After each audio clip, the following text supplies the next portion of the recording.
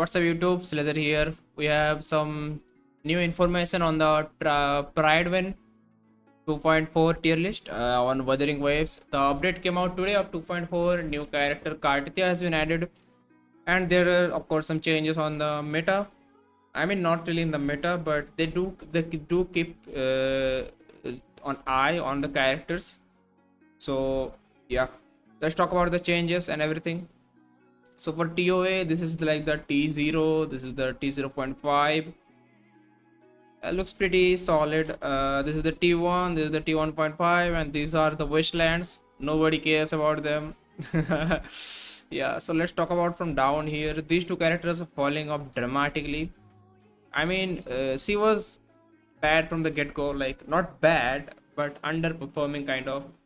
She doesn't really have a lot of teammates, only works with Jinxie for now, and kind of works with Camellia, but yeah, not really that crazy. Maybe in future characters like Proloba can bring her potential up as a support, but yeah, we'll see. And Yilin, I don't know what happened to her. She only works with Changli properly and doesn't really have other teammates. Maybe we need more electro DPS which she can support better and take more advantage of her kit. Yeah, so yeah, and keep in mind there, I don't like this about the tier list. That's my one of my complaint is they should make it S0R1 instead of S0R0, because I do think like giving every character their signature weapon is like a normal thing for a tier list.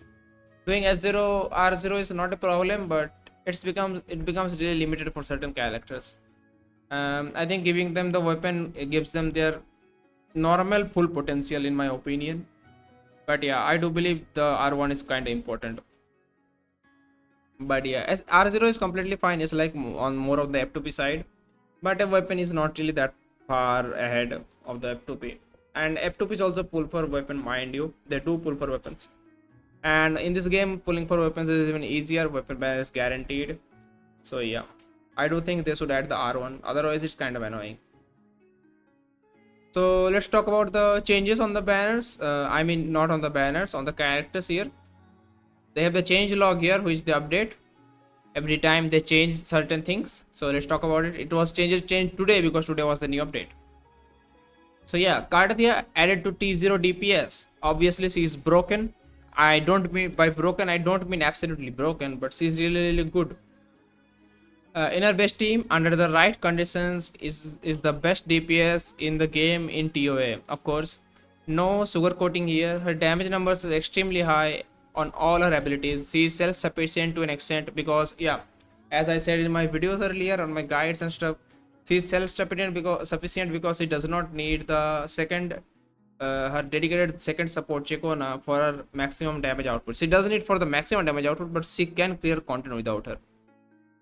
Completely self-sufficient with sequences, by the way, even though this isn't considered as our tier list. Of course, they don't consider tier list they don't consider the weapons and the copies in the tier list. And while she does depend on teammates to activate her full potential, yeah, like ciaccona, under the right conditions she'll tear even the strongest enemies apart in the couple of rotations. So yeah, pair that with the abilities to quick swap and work with even F2P teammates, you have a DPS powerhouse capable of handling every situation from single target to AoE. Like we explained before, she made us reconsider dropping every other DPS a tier below. But we're holding back on that for now until we have properly tested her and made absolutely sure that she's definitely cut above the rest. Until then, rest assured, she'll definitely T0. Yeah, so they're saying they're taking consideration to drop Zani and Carlotta both below T0 because of her. That's how broken she is. Personally, I don't really think that's the case. This TOA might be just more biased towards her.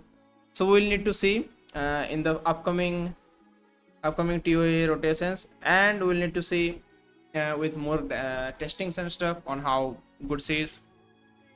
But yeah, I'm sure they will do a fine job at that. They always do. So yeah, let's talk about other things. So the PB DPS version has been dropped to T0.5. PB as a DPS does not live up to the standards anymore of T0. I mean, that's kind of alright and understandable. PV is like let's have the tier list here so that we get easy access. PV, this one, the DPS one, dropped one below. If you see the arrow here, the red arrow downwards, it means they are dropped. And if you see the up arrow on a green one, that means they're up one tier, like the arrow over here. So yeah, PV has been dropped. Okay. And don't let me remind you that don't think the PV is bad, because it's the DPS version that's like not even bad. T0.5 is not bad at all. It's just the DPS version and not the support version at all.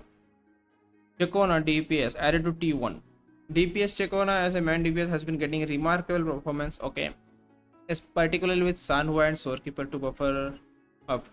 Similarly to Brand C is a hybrid DPS with good enough personal damage to be surprisingly good main DPS, and with the same teammates as Brand 2, right? Right, so they added DPS Ciaccona. Damn, sim must be fun then. I should try that out. I have Ciaccona. I should try the DPS thing out. I'll see about that later with Sanhua and Sorekeeper, but yeah. I did think about it, but I didn't have a lot of time to test it out. I'll just see. C is also T1, which means C is good. Yinlin has been dropped to T1 to T1.5. That's just unlucky, man. I really liked Yinlin. These keep droppings below. They keep dropping below. That's unfortunate. Yinlin has always had the issue of a signature weapon. Yeah, they of course have this problem, right?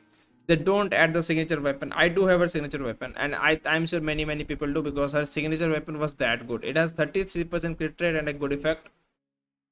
So I do think they should just add the R1, man. I will die on that hill. Like, come on, man. But yeah, let's move on to the next character, Cartethyia.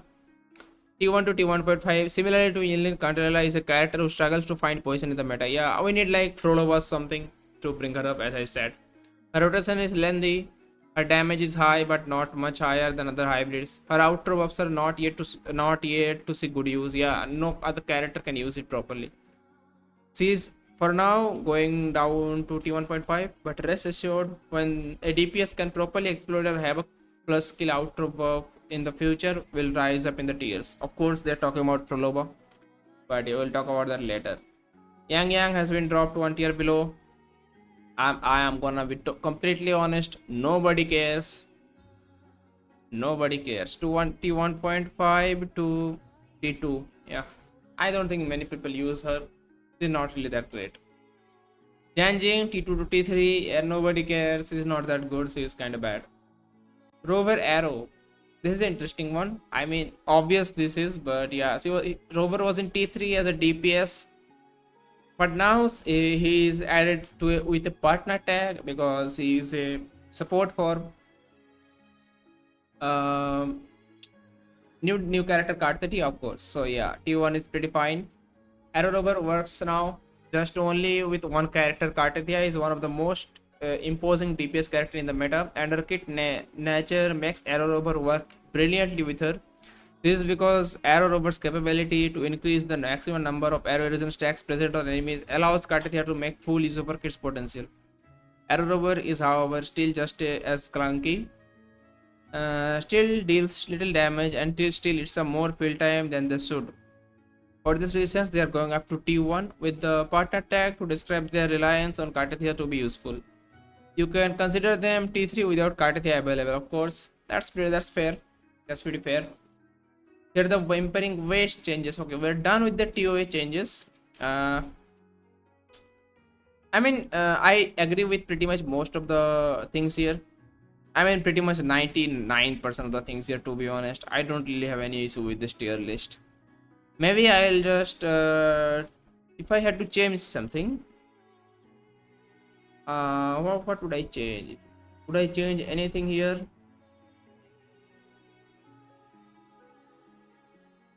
No, not really. The DPS is perfectly fair. The supports are perfectly fair, to be honest. I mean, to be honest, yeah, I would put Brand in T0.5 beside Mortefi. I don't think Brand should be in T1 as a support as like at all. I think Brand should be T0.5 if not T0. I don't think Brand is pretty good. That's one change I can think of. Other changes, not really. Yeah, I don't really change anything else. Let's swap to whimpering waves and read the changes here. Cartethyia has been added to T0.5 DPS in WUWA. Okay, nice, is added here. Here T0.5, that's pretty good. Nice. Cartethyia is a bit of an issue in keeping arrow erosion stacks upon enemies when she kills full waves before the next one spawns. This happens fairly often, however, Cartethia's damage is still monstrous and she can one-shot multiple waves of enemies per rotation.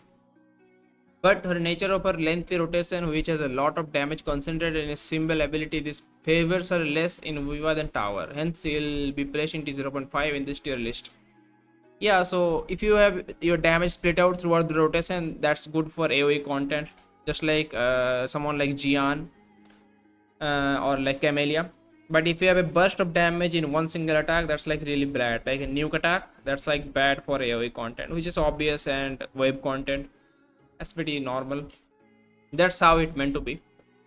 Ciaccona added as a T0.5 DPS. Ciaccona as a man DPS was an idea mostly explored in WUWA, and for good reason. She is amazingly potent in that game mode as a main DPS thanks to a lower reliance on her ultimate, and how amazing energy generation paired with a low cooldown ultimate, good AoE and grouping capabilities, as well as damage which is spread out over her whole rotation instead of concentrated in a single ability. Yeah, if you have this alone in your kit, you are good for WUWA. Good AoE and grouping capabilities, as well as damage which is spread out over her whole rotation instead of concentrated in a single ability. This line is like the entire thing you need for AoE.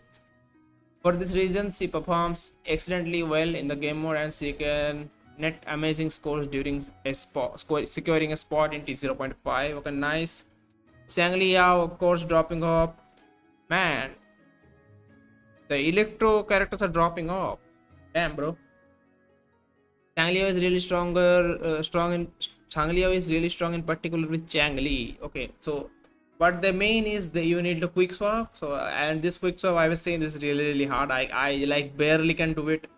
I have to like button mash so much and practice. I have to practice a lot to like even like get it right. It's like really hard. Changli has brand as a much. I don't really need to rate this, but yeah, he's not really holding up. Then Hua T0.5 to T0.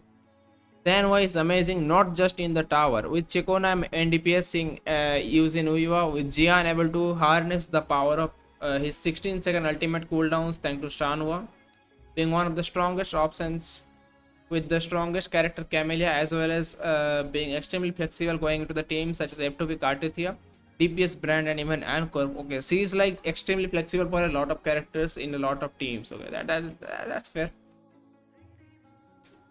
Yinlin placed on watch list. Yinlin is being placed on a watch list potentially to get into T1.5 due to her performance mainly lying in characters such as Shang Liao and Jinxi, both being absent in the Apex tiers. We'll be conducting more extensive testing as usual with characters on watch list.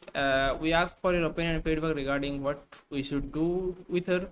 Please make sure to let us know if Yinlin should drop or stay in T1. All right, I think for WUWA, I think Yinlin has like a really not really good kit for wave content. So what I meant to say is, if you mark the enemies with your forte and you kill the enemies quickly, then you can't really mark them again, which is like pretty bad for AoE and wave content. So I really think she is built for kind of TOA, because when you have 2 or 3 enemies together, that's when she shines the most. But yeah, for wave content, she's not really built for that. You won't really get the off field damage. But yeah, I think T1 is fine. They don't need to change the T1. I think T1 is like fine for her. I won't imagine going her up, but I don't see going her down as well. T1 is fine. I don't see anything to change about that. But yeah, Rover Spectro support. Okay, so support is like is for just Zani team. T1.5 to T1. Zani and DPS PV does have both risen in the previous via tier list iteration. So Spectre Rover as the support was bound to rise as well, while Spectre Rover as a hybrid is only used for FTB Zani. As PV teams that don't properly function as a support, their staple of PB, ciaccona, and Zani PB team compositions, cementing their position in Tier 1. Alright, that's Rover Spectro. Now Arrow Rover, T350 1.5. This is like mostly because Cartethyia. Honestly, we were somewhat hesitant on placing Rover anywhere above T2, even with Cartethia's release, due to how impossibly clunky they are against smaller enemies. To a point where it's very difficult to even land their media attacks at all. However, we couldn't ignore how good Cartethyia is. So similarly to our TOA reasoning, we placing them in T1.5 with a partner tag. We'll be doing more extensive testing to see if this clunkiness truly makes them near unusable or not, and finalizing their placement in the next tier list update. That is the end. This is like the last change. We don't really need to talk about that. That's not a lot of changes, just a little bit. Cartethyia just impacted Sanhua's tier and Arrow Rover's tier, of course, and literally no one else's. Yeah, and they also said Zani is really good in whimpering waves, which was the case always. She was just not in the T0 before. Yeah, that's pretty much it for the tier list. If you have any questions, ask me in the comment down below.